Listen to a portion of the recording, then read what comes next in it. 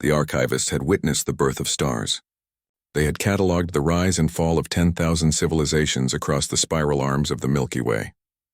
Their crystalline forms existed in dimensions that younger species could barely comprehend, and their vessels moved through space-time like ghosts through walls.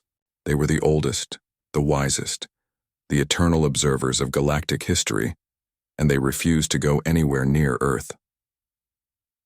Commander Arya Chen stood in the observation deck of the UNS Horizon, watching the archivist delegation's ship maintain its position exactly 3 light minutes from Earth's orbital plane.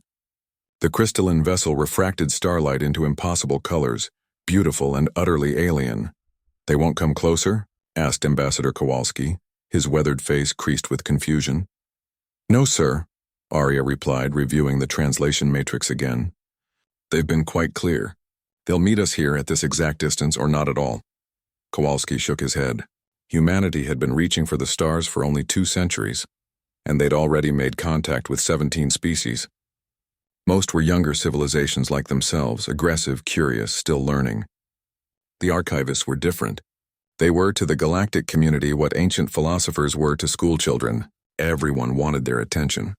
No one ever got it until now, sort of. Did they say why? Kowalski asked. Arya hesitated. They said Earth is quarantined, not by them. By something else. The conference chamber aboard the archivist vessel existed in more dimensions than the human delegation could perceive. Arya felt dizzy just walking through it, her inner ear protesting against gravity that seemed to flow in multiple directions simultaneously. The archivist who greeted them was called Resonance of Old Light, or so the translation matrix claimed. It appeared as a floating lattice of luminous crystal, constantly shifting. "We appreciate your willingness to meet humanity," Ambassador Kowalski began, using the formal protocols they'd learned from the Torvan diplomats. "We do not meet humanity," Resonance of Old Light replied, its voice like wind chimes in a hurricane. "We meet representatives of humanity. We will never set our forms upon your world, nor allow our vessels into your immediate stellar space. We apologize for this necessity, but why?" Arya couldn't help herself. "We've passed every galactic protocol. We've been peaceful. You misunderstand," the archivist interrupted gently. "This is not a judgment of humanity. It is a precaution we take for our own survival." Kowalski leaned forward. "You're afraid of us?" "Not of you specifically." The crystalline being pulsed with what might have been amusement. "We are afraid of sharing space with your planetary companions." Arya exchanged glances with Kowalski. "Our companions? You truly don't know." Resonance of Old Light's form shifted, projecting holographic data into the air between them. 40 million years ago, we sent an expedition to your solar system. Only one of our vessels returned. The others simply vanished. No trace, no debris. No final transmissions. The hologram showed crystalline ships approaching a blue-green planet. Earth, but different. The continents were in unfamiliar positions. 20 million years later, we tried again. Same result. We lost contact with our scouts the moment they descended to your planet's surface. The archivist's tone carried something that might have been ancient sorrow. "We have tried 11 times across the eons. 11 times we have lost our people to your world. After the last attempt 5 million years ago, we declared Earth a forbidden zone. But there's nothing on Earth that could—" Arya began. "Nothing you know of," Resonance of Old Light corrected. "Tell me, Commander Chen, what is humanity's most abundant animal species by biomass?" Arya blinked at the sudden shift.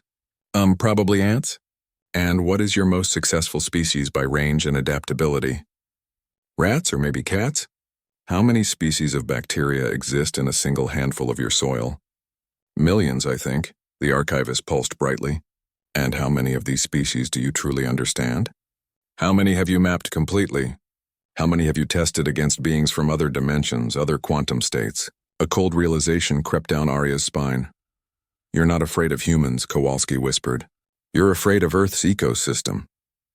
Your world is an evolutionary crucible unlike anything else we've encountered," Resonance of Old Light explained. "Life there is aggressive, adaptable, resilient beyond measure. Your planet has survived 5 mass extinctions, and each time, life exploded back with even more vigor. Something in your world's biology is incompatible with beings like us. Perhaps it's your viruses. Perhaps it's something in your microbial ecology. Perhaps it's something you haven't even discovered yet." The archivist projected another image.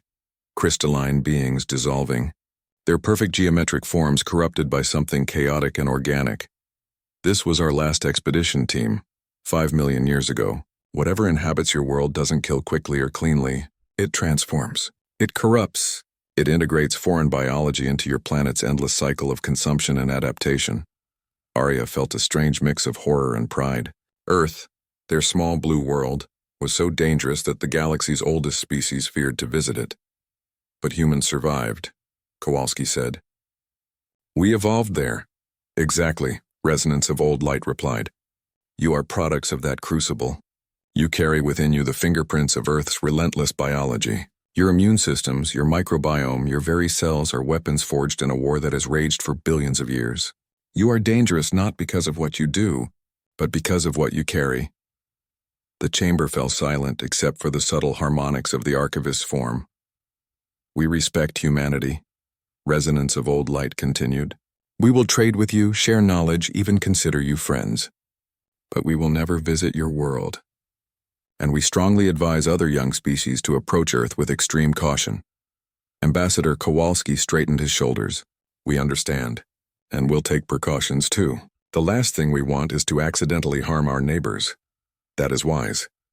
The archivist's form seemed to bow slightly. Humanity may be young, but you come from a world that has humbled the galaxy's eldest species. That alone makes you worth knowing, from a safe distance. As the human delegation returned to the horizon, Arya looked back at Earth through the viewport. Home. Like blue marble that had terrified ancient beings for 40 million years. Humanity hadn't conquered the galaxy through superior technology or ancient wisdom. They'd simply survived. Earth, and that apparently was terrifying enough.